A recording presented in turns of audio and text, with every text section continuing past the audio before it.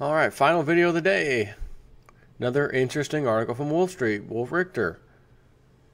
And I'm very surprised at how, of the probably last 2 weeks or so, the last time we saw this crash, last time this happened right before crash, last time this happened 3 months later crash, those kind of videos. I've never come out here and done those kind of videos about last time we saw this crash, this frequently, back to back. Again, I can't help but to think later this year.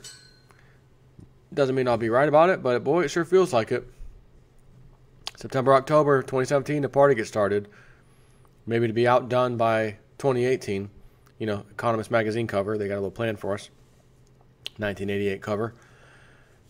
So again, quick look surprise. The last two times after our dear government reported data like this, stocks crashed.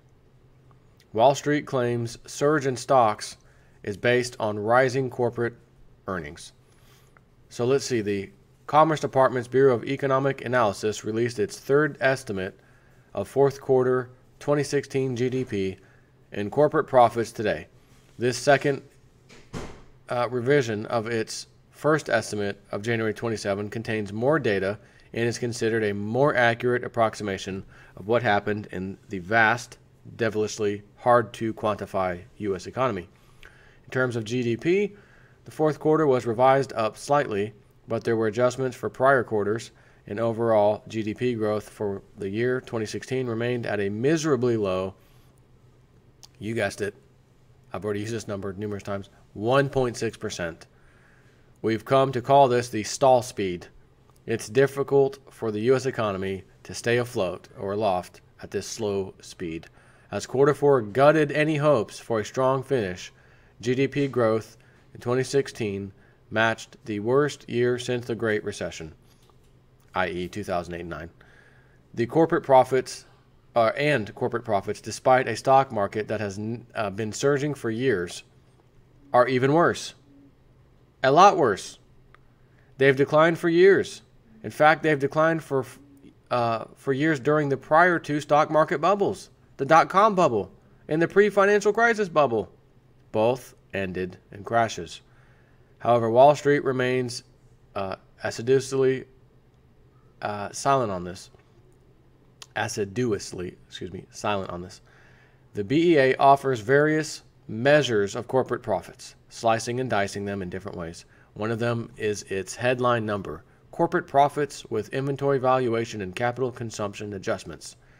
It estimates profit from current production based on profits before taxes, not adjusted for inflation, but with adjustments for inventory valuation and capital consumption. These adjustments convert inventory withdrawals and depreciation of fixed assets as they appear on tax returns to the current cost economic measures used in GDP calculations. It's a broad measure taking into account profits by all corporations, not just the S&P 500 companies. This measure is reflected in the first chart below, which I'll show you in a minute. Later we'll get into after-tax measures with those adjustments. And they, by the way, look even worse. In quarter four, profits rose to $2.15 trillion, seasonally adjusted annual rate. That's what the annual profit would be after 4 quarters at this rate. But profits in the prior 3 quarters were lower. And so quarter four, brought the year total to $2.085 trillion.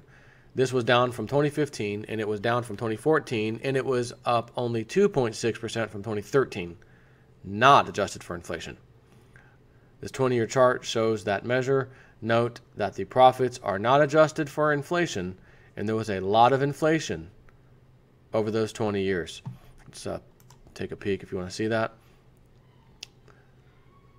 2006, 7, 8, here we go. Current bubble, where we at? 14, 15, 16.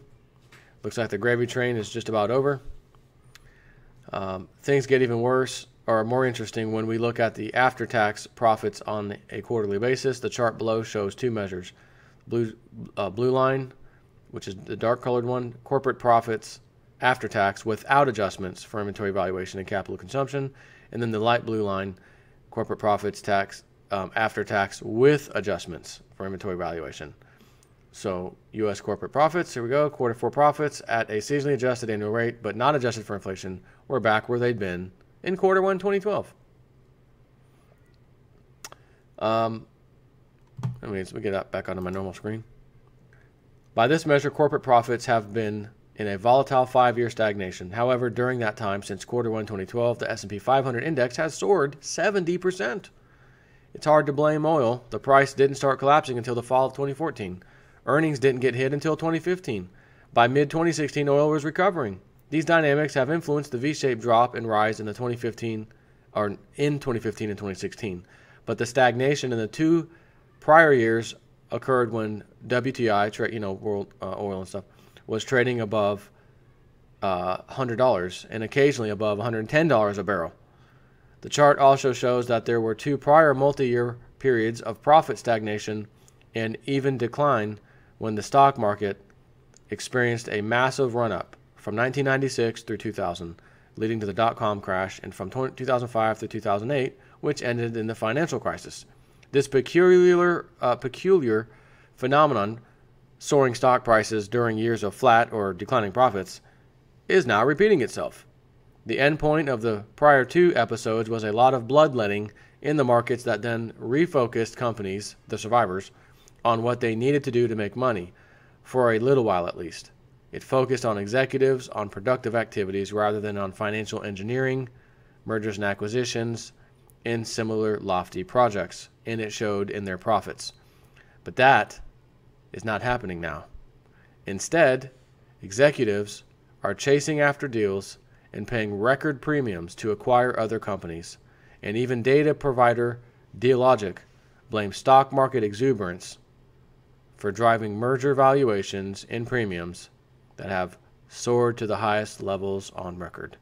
He says, read, why does pre-collapse year 2007 keep popping up in mergers and acquisitions? Another one I just did the other day from his site. And that one is about these extremely high-priced companies and other companies more than happy to pay these super high, overvalued prices to acquire, mergers, acquisitions to get these companies. And in that article, he talked kind of about what he's saying here, which is we've only seen, when we start seeing that and there's a peak in that kind of activity with that nonsense high afterwards, kind of a bloodbath usually occurs. So I think that's where we're heading. I mean, I wouldn't be out here, doing these videos as frequently as I do these days if I didn't, unless I came out here to tell you some great news. Hey, Donald Trump has fixed everything. He turned the market around. We got this new technology that was awesome. The whole world wants to buy it. We get to export that to the whole entire world. Therefore, no one can compete with us.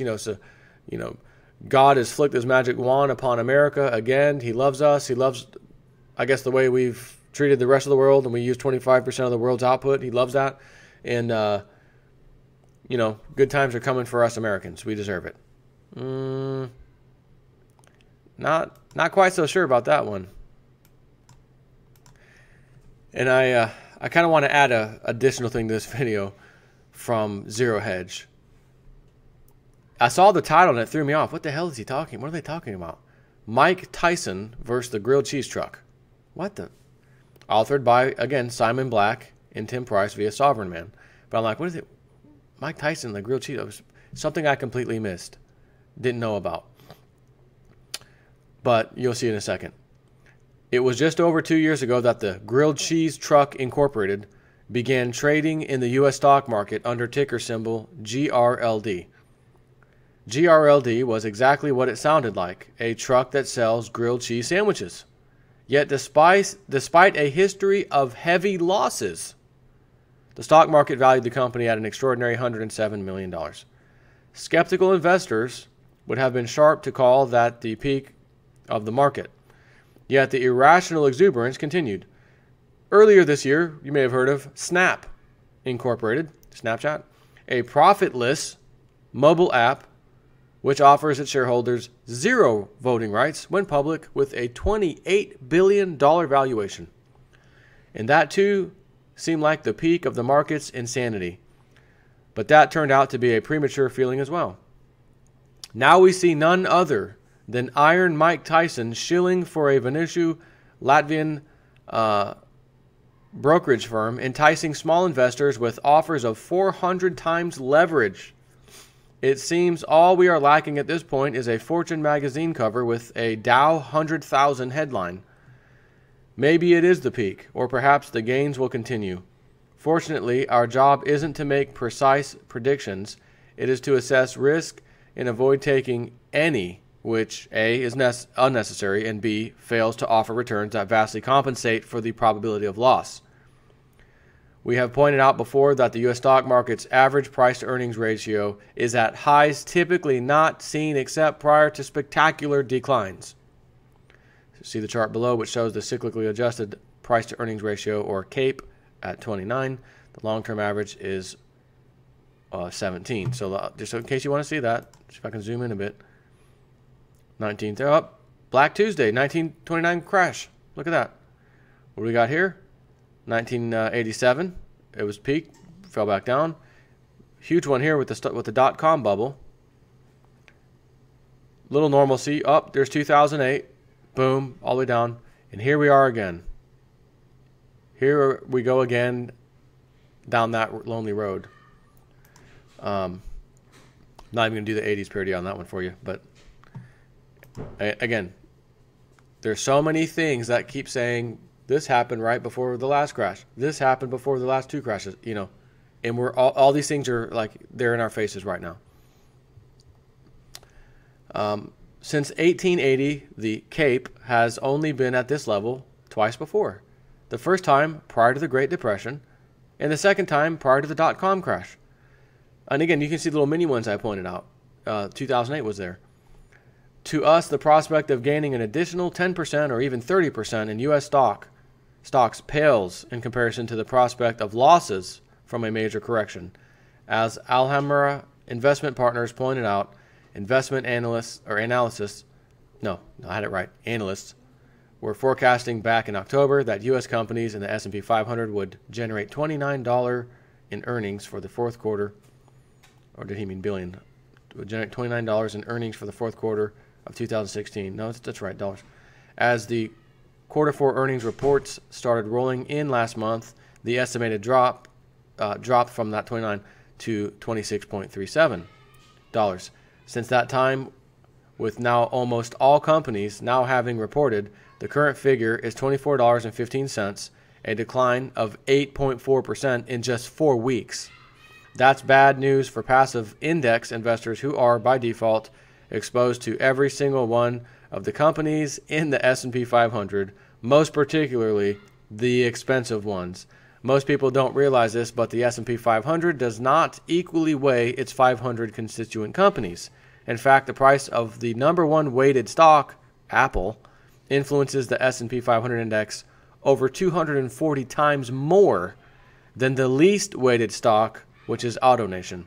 In general, more expensive stocks count more than inexpensive stocks. So if you buy a traditional index fund, you are allocating the majority of your capital to particular companies, to popular companies, and very little capital to overlooked gems that are inexpensive and undervalued.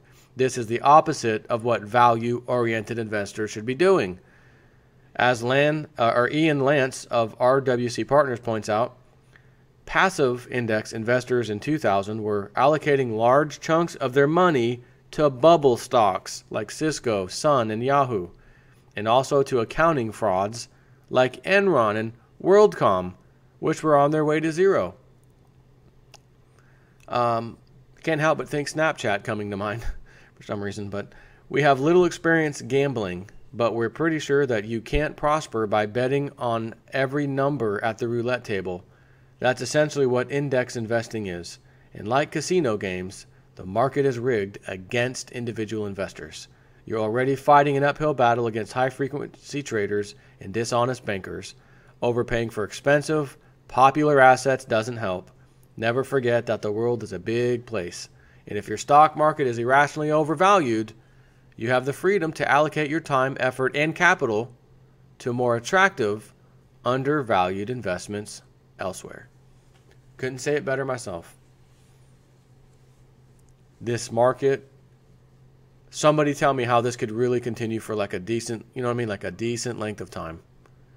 Somebody please tell me what magic bunny rabbits, whatever, could be pulled out of the magician's hat.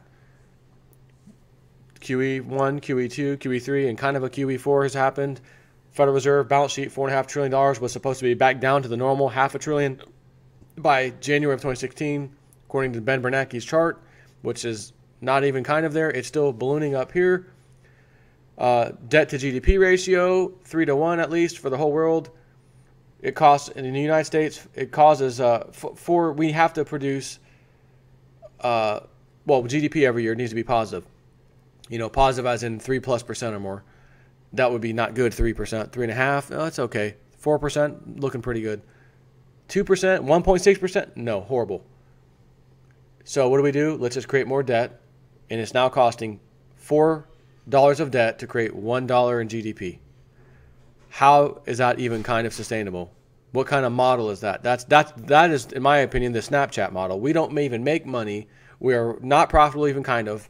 We're worth $28 billion. With a B, $28 billion according to the stock market. Haven't made a profit yet. And by the way, next year we're not looking at it either. That's okay. Just go public. We want something to dump our money in and high frequency trade our way to profits. So anyways, take care, guys.